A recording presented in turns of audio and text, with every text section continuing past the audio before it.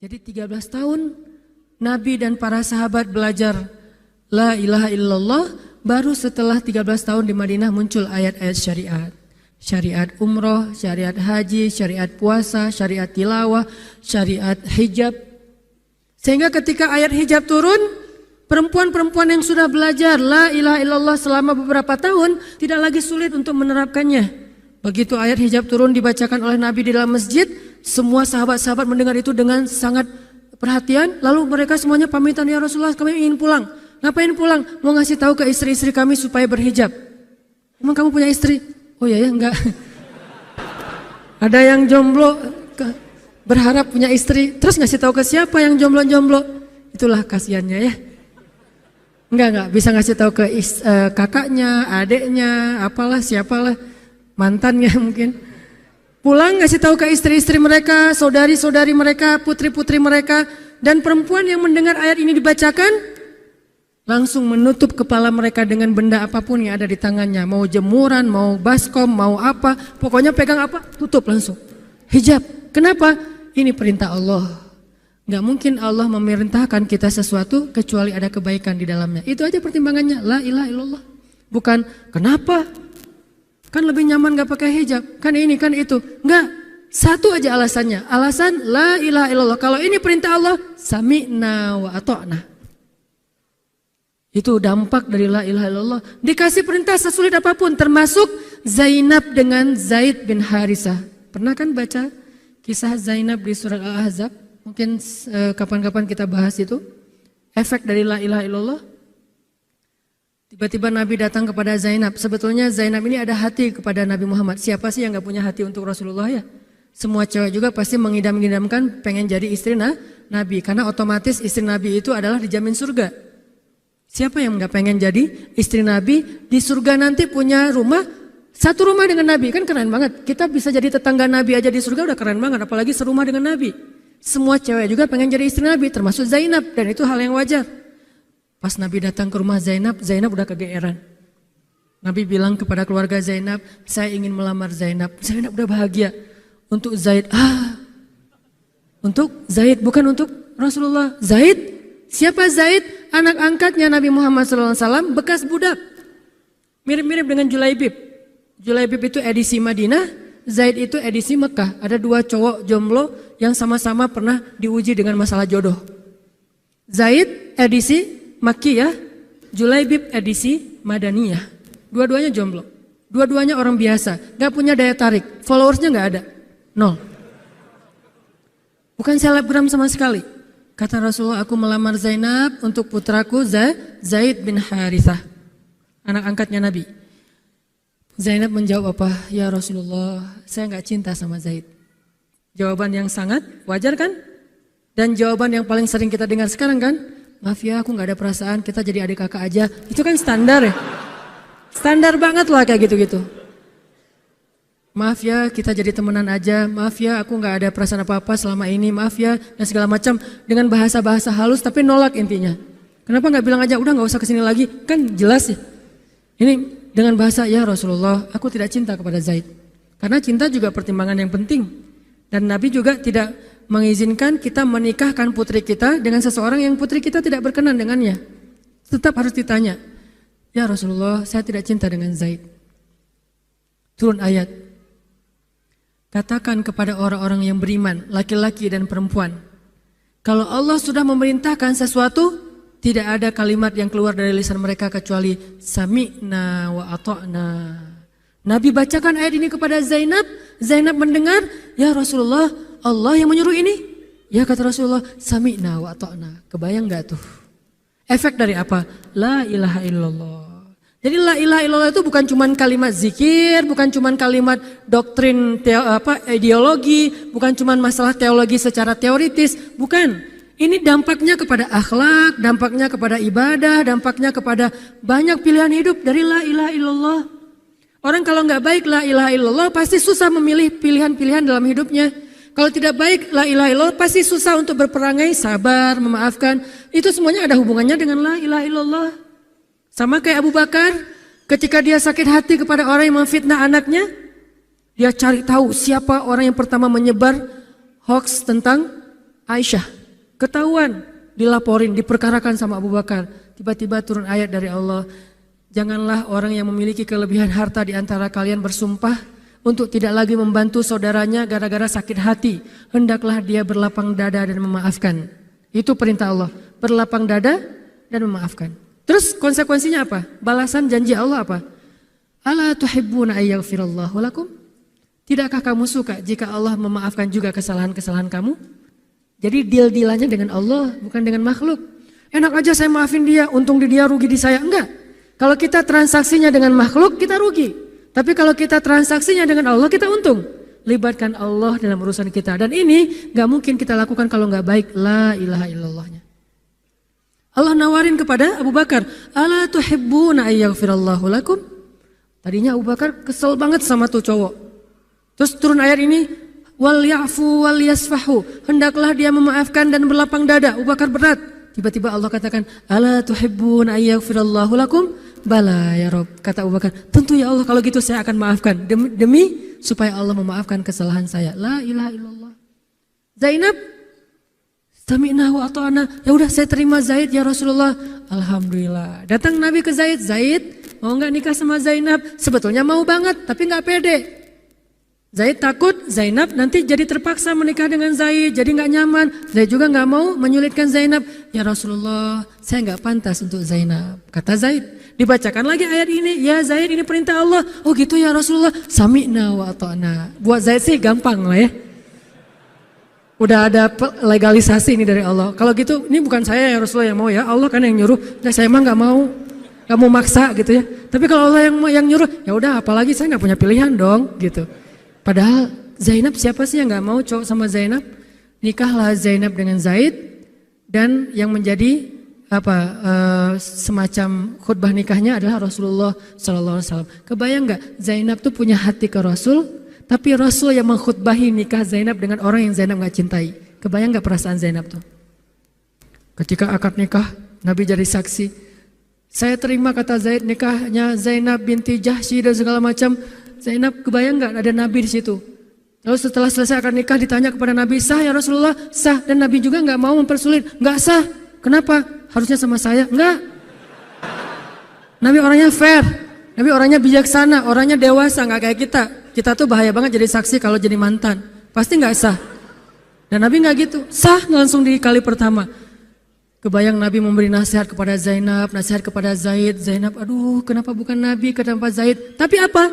La ilaha illallah. Allah nggak nyuruh sesuatu kecuali ada kebaikan di dalamnya. Percaya banget. Itu la ilaha illallah. Udah percaya banget. Zainab yakin, ini perintah Allah, ya sudah saya lakukan. Walaupun bukan dengan Nabi, padahal saya pengennya dengan Nabi. Kebayang gak sih pengen sama seseorang yang kita cintai banget, malah orang itu yang menjodohkan kita dengan orang yang kita gak pernah kebayangin. Amit-amit. Jangan dia ya Allah, jangan dia, dia. Kan berat tuh. Yang saya sering cerita, jangan saya. Pokoknya jangan Hanan, Hanan. Kenapa kok begitu? Karena dia bilang jangan saya bilang yang dia ya Allah. Akhirnya kita adu-aduan doa. Ya Ustadz, masa dilawan ya?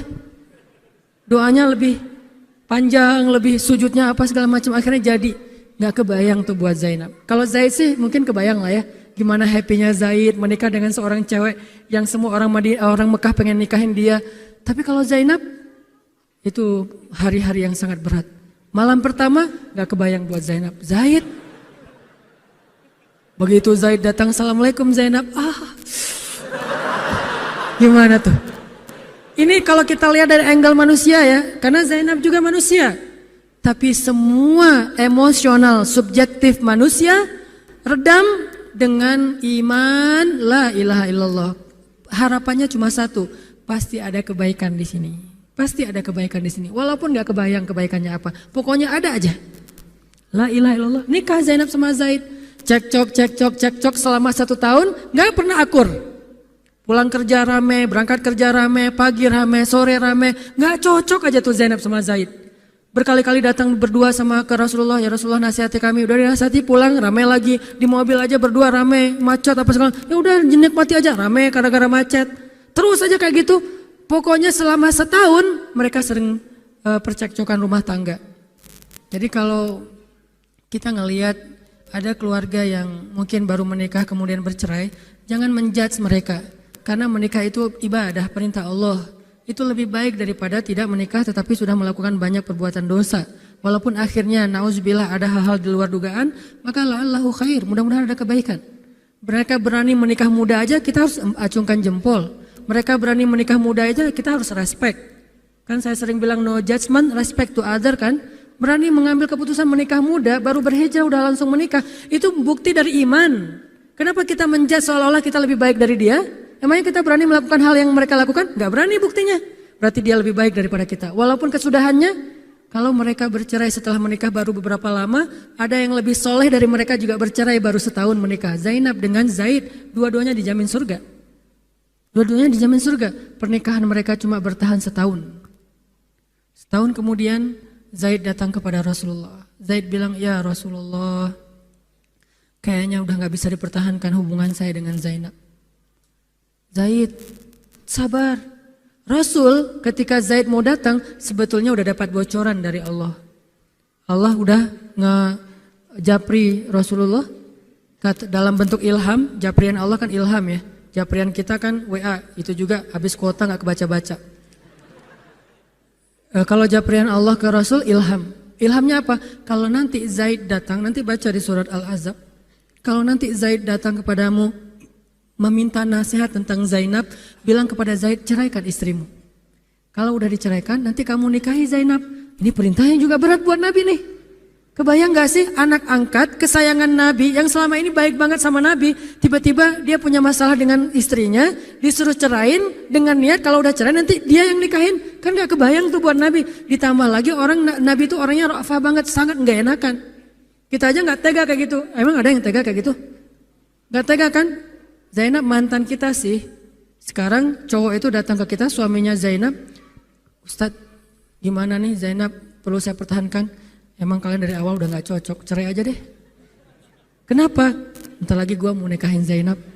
Gak kebayang kan? Kok Ustadz ngomong kayak gitu? Dapat ilham. Berat kan? Nabi itu kayak gitu loh, kondisi emosional beliau yang zulzilu, terguncang. Gimana nih caranya? Saya nggak enak banget, nggak tega banget sama Zaid. Kebayang wajah Zaid polos gitu, ya Rasul gimana nih? Aduh, mau dibilangin ceraikan aja nggak tega, mau dibilang pertahan tapi Nabi bilang suruh cerai, Allah suruh ceraikan. Akhirnya Nabi memilih emosionalnya, bukan perintah Allah. Wahai Zaid, tahan istrimu, jangan ceraikan. Padahal kata Allah suruh ceraikan. Lihat beratnya Nabi waktu itu. Akhirnya Zaid pulang, gitu ya Rasul. Ya pulanglah Zaid, Nabi gak enak banget sama Allah. Terus akhirnya Zaid sampai ke rumah, namanya Allah yang nyuruh kan gak bisa dirubah ya. Kun fayakun, cerai juga tuh walaupun Nabi bilang sudah bertahan. Allah marah kepada Nabi. Kata Allah, kamu merasa gak enak kepada manusia, tapi kamu merasa enak kepada saya. Diadu oleh Allah tuh coba, emosional. Nabi langsung sujud, ya Allah ampuni saya benar-benar, saya tahu saya gak enak sama Allah, tapi juga saya gak tega sama Zaid. Kebayang gak sih ya Allah wajah Zaid yang polos kayak gitu, disuruh cerain terus saya nikahin istrinya. Gimana perasaan Zaid? Wahai Muhammad, kamu merasa gak enak kepada manusia, tapi enak kepada saya Muhammad. Astagfirullah ya Allah, minta ampun Nabi semalaman. Ini benar-benar gak kebayang sama Nabi. Tapi Allah pengertian lah, tahu Allah, Nabi itu bukan mau gak taat sama Allah, cuma emang gak tega banget sama Zaid. Akhirnya Allah ngambil keputusan sendiri, Zaid cerai dengan Zainab. Setelah selesai masa iddah Zainab, Allah katakan Muhammad sekarang datang kepada Zainab, lamar Zainab. Dengan berat hati Nabi tok pelan gitu, berharap gak dibukain pintu. Langsung udah ditunggu ternyata sama Zainab. Eng gitu, bukain pintu. Pas Nabi datang, Assalamualaikum, Waalaikumsalam gitu. Zainab udah punya firasat. Nabi mengatakan, Zainab ada perintah dari Allah. Apa ya Rasulullah? Sami'na wa ata'na. Belum juga dikasih tahu. Sami'na.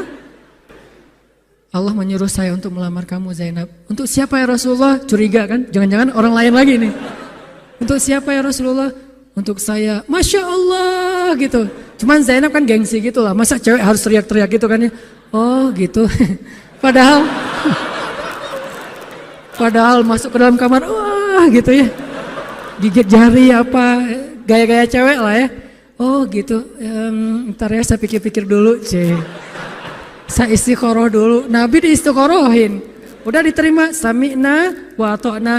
Dan inilah khair, kebaikan yang diharapkan oleh Zainab. walaupun gak pernah terbayang, gak mungkin dong Zainab berpikir akan cerai setelah setahun kan? Tapi dia hanya yakin Allah itu gak mungkin nyuruh sesuatu yang gak ada kebaikannya buat kita, gak mungkin, mustahil, karena Allah gak pernah zalim kepada hambanya. Kenapa Allah kok muter-muter dulu kayak gitu? Allah pengen lihat Zainab itu menikahi Muhammad karena Allah atau karena dirinya sendiri. Kalau karena Allah, coba yang selain Muhammad berani gak? Ternyata berani. Karena itu dia menjadi layak untuk Muhammad. Kalau dia nggak menerima Zaid, mungkin Zainab tidak akan pernah jadi istri Nabi karena tidak layak. La'allahu khair. Ini buah dari la ilaha illallah. Begitu juga yang masih culun-culun, yang mungkin badannya belum kebentuk, yang jerawatan misalnya kayak gitu, tiba-tiba memimpin pasukan militer yang jumlahnya ribuan, yang barisan pertamanya kibarus sahabah, sahabat-sahabat senior, as-sabiqun al-awwalun minal muhajirin wal ansor. Termasuk siapa di dalamnya? Abu Bakar dan Umar. Kebayang gak tuh? Memimpin pasukan yang di belakangnya itu Abu Bakar dan Umar. Maju! Abu Bakar dan Umar. Ya, maju. Usama. Kebayang Usama yang nyuruh. Abu Bakar. Segaya. Umar maju. Zaid, anaknya Zaid. Tapi tidak ada yang bisa membantah. Kenapa? Itu wasiat Nabi sebelum wafat. Aku perintahkan kalian untuk dipimpin oleh Usamah bin Zaid karena dia adalah anak muda yang luar biasa. Itu hadiah Allah untuk Zaid karena dulu mau menikahi Zainab walaupun hatinya sebetulnya tidak mau. La'allahu khair, la ilaha illallah. Masing-masing dikasih kebaikan dengan cara-cara yang berbeda.